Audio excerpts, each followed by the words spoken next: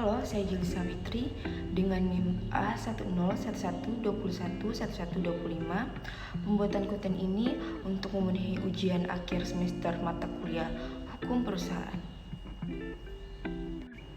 Baik, pertama kita akan masuk kepada latar belakang berdirinya koperasi kami ini.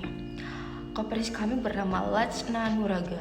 Kata Lajna mempunyai arti panitia atau komisi, dan kata Nuraga mempunyai arti simpati atau berbagi rasa.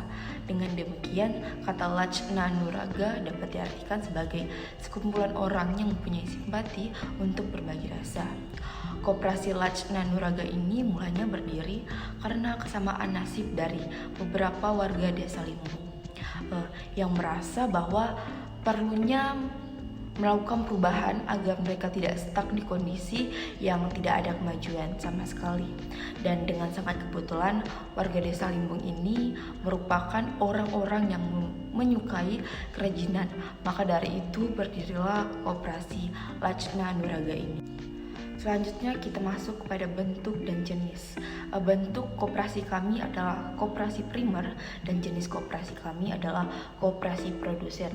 Lalu alamat dari koperasi kami yaitu Jalan Adi Sucipto, Komplek Asri Indah, Kecamatan Sungai Raya, Kabupaten Kuburaya. Selanjutnya para pihak. Koperasi Lajna Nuraga telah menjalin kerjasama dengan Koperasi Adikarya. Koperasi Lajna Nuraga bekerjasama dengan Koperasi Adikarya, di mana Koperasi Adikarya ini yang beranggotakan petani rotan. Kami bekerja sama dengan para petani rotan dikarenakan kami merupakan koperasi yang bergerak di bidang produsen, di mana kami ini menjualkan barang produksi dari hasil anggota kami sendiri. Contoh dari barang produksi anggota kami ini ialah anyaman rotan. Maka dari itu kami bekerja sama dengan Koperasi Adikarya untuk menyetok rotan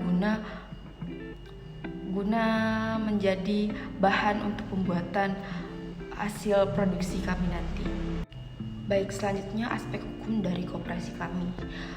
Berdasarkan pasal 9 Undang-Undang Nomor 25 Tahun 1992 tentang perkoperasian, koperasi memperoleh status badan hukum setelah mendapatkan akta pendiriannya yang disahkan oleh pemerintah.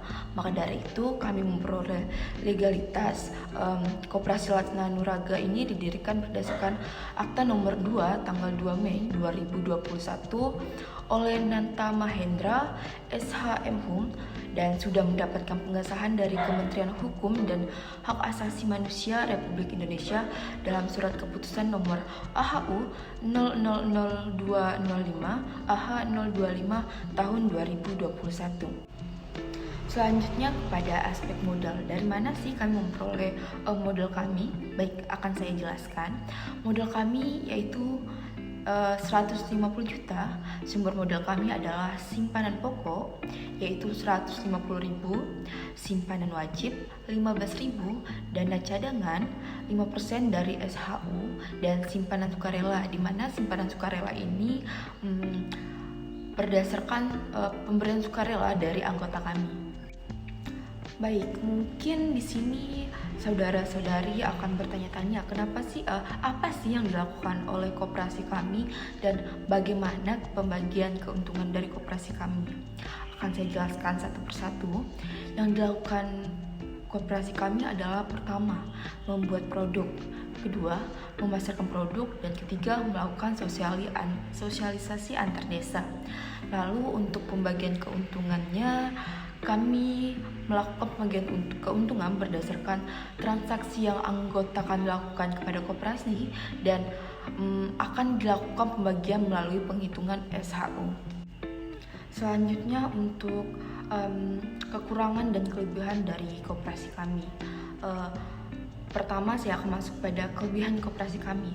Kelebihan dari koperasi kami adalah memproduksi barang yang dihasilkan dari anggota kami sendiri, yang dimana sudah pasti bahwa produk kami terjamin kualitasnya. Lalu untuk kekurangan dari koperasi kami yaitu modal yang masih terbatas dan koperasi kami masih terbilang baru.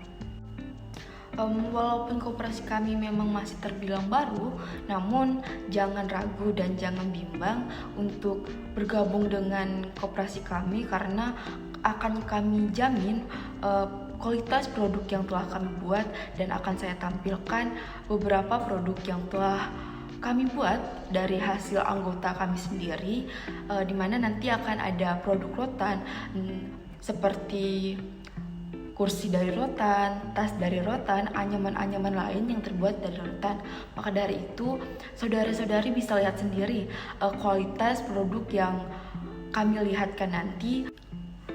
Baik, untuk kita akan masuk pada aspek yang terakhir. Mungkin ada pertanyaan, bagaimana sih pembubaran dari koperasi kami ini? Oke, akan saya jelaskan. Pembubaran dari koperasi ini berdasarkan ketentuan yang sudah diatur dalam pasal 102 hingga 105 Undang-Undang Perkoperasian, dan dalam undang-undang tersebut sudah dijelaskan pembubaran dapat dilakukan melalui pertama, keputusan anggota, kedua, jangka waktu berdirinya telah berakhir, dan yang terakhir adalah keputusan menteri. Maka dari itu pembubaran dari koperasi kami akan berdasarkan undang-undang yang perkoperasian pada pasal 102 dan 105 tersebut. Baik, sekian dari Koperasi Lajna Nuraga. Saya Jelisa Fitri mengucapkan mohon maaf apabila ada kesalahan kata. Akhir kata saya ucapkan terima kasih.